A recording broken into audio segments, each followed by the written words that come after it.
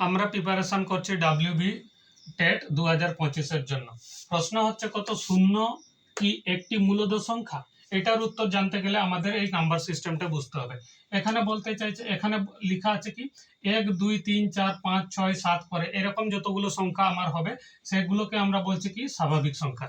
এবং শূন্য সহ যদি আমরা নাম্বার নিই অর্থাৎ কত 0 1 2 3 4 5 6 সেগুলো টোটাল সংখ্যাগুলো আমার হয়ে যাবে কত অখণ্ড সংখ্যা।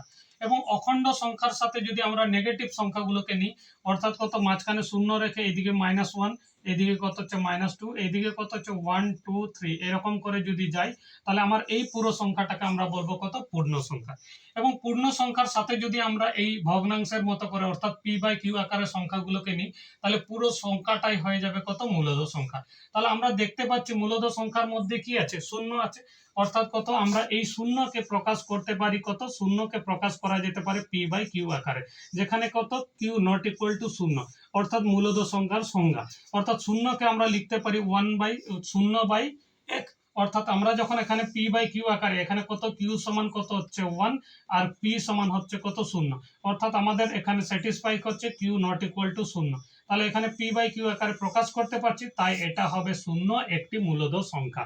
অ্যান্সার হবে কি হবে ঠিক অর্থাৎ এটাকে আমরা বলতে পারি ইয়েস, তাই না, শূন্য একটি মূলদ সংখ্যা।